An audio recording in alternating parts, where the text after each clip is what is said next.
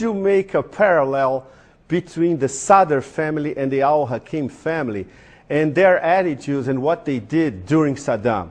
I mean, the split really was that the al-Sadr family stayed on in Iraq, and their accusation against the al-Hakim was that they went to Iran. They were puppets of the Iranians, that the al-Hakim's political party, the Islamic Supreme Council of Iraq, was set up on Iranian initiative in 1982.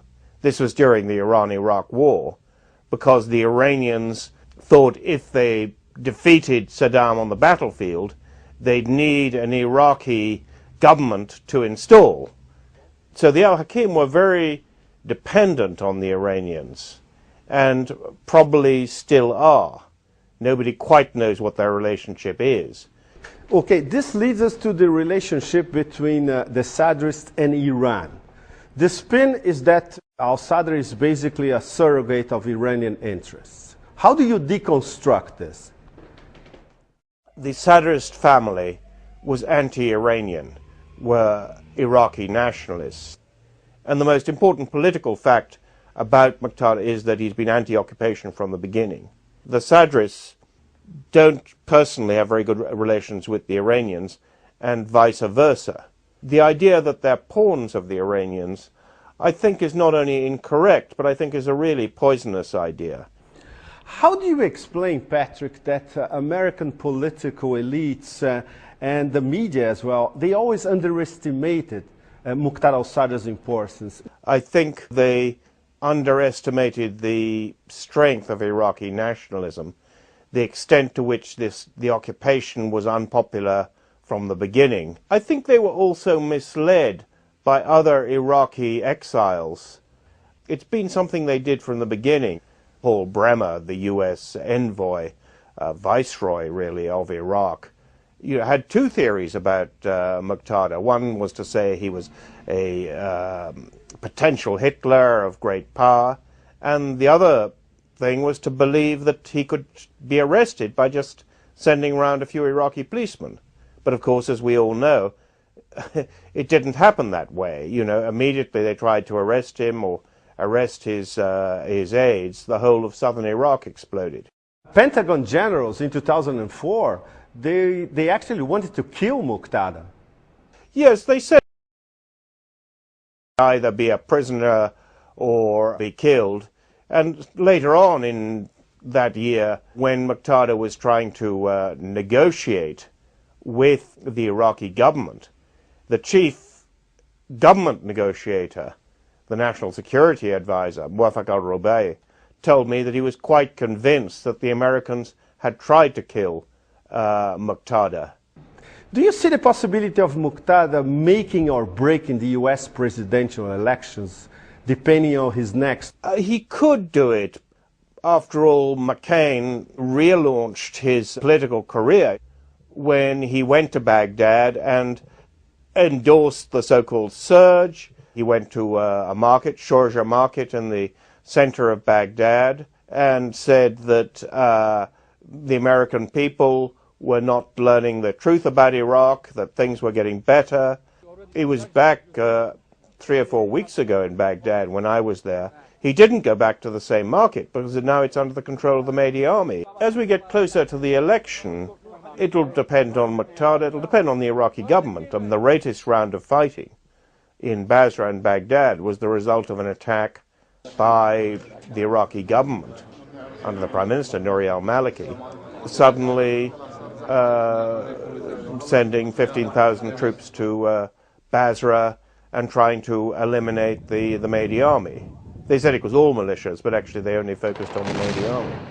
If they do that again, there's going to be a lot of fighting. This will not look good in the US. How would you place Muqtada as a crucial political figure in the Middle East, in the big picture, in the next few years?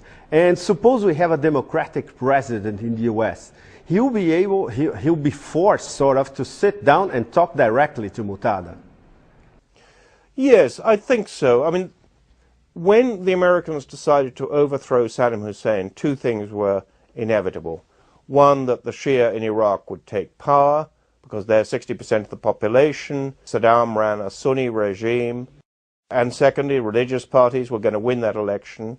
And Iran would become more influential in Iraq, because Saddam was their big enemy and they're also Shia.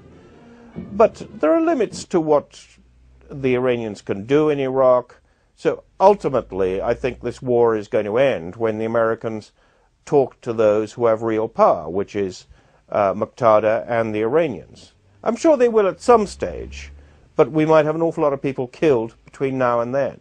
Patrick, based on your 5 years of experience, and everything that you lived through during Saddam's era in Iraq, do you realistically see the Americans leaving Iraq for good? I think ultimately they will. My only doubt, and this is what worries a lot of Iraqis, is that there is a growing sort of unspoken condominium, sort of sharing of power between the Americans and the Iranians in Iraq. It sounds strange because they attack each other in public. But, for instance, recently the fighting in Basra was ended when a delegation of Shia from Baghdad went to Qum to talk to Iran, to talk to Muktada, and to talk to the head of the Iranian Revolutionary Guard, people who somebody who the Americans regard as have denounced as a terrorist. Iraqi politicians in the government are always trying to encourage the Iranians and the Americans to talk, but to talk in the presence of the Iraqi government. They're always worried that there's going to be a sort of side deal between Iran and America, which would leave them both very strong in Iraq, and Iraq without much independence. And the Sadrists were probably part of the government after the October elections, so the equation will certainly change. Yes, I mean, the Sadrists remain Iraqi nationalists. The US policy has always been contradictory from the beginning, that they want an Iraqi government that somehow will be completely legitimate in the eyes of Iraqis, and at the same time will obey every instruction it ever gets from Washington. And they're a bit surprised when that government is regarded as simply an affront for America. But if you want a legitimate government in Baghdad, then the Sadrists will have to be part of it. Would you say that in numbers they will be able to control parliament? It's a little difficult because you have the Kurdish section of the parliament as well. But I mean, one former Shia minister was saying to me, the Shia are the majority of Iraqis and the majority of the Shia are Sadrists. That's why it's so ludicrous and counter-effective for Nouri al-Maliki and perhaps the Americans to think that they can simply eliminate Muktada and pretend that the Sadrists don't exist and that they can be politically marginalized.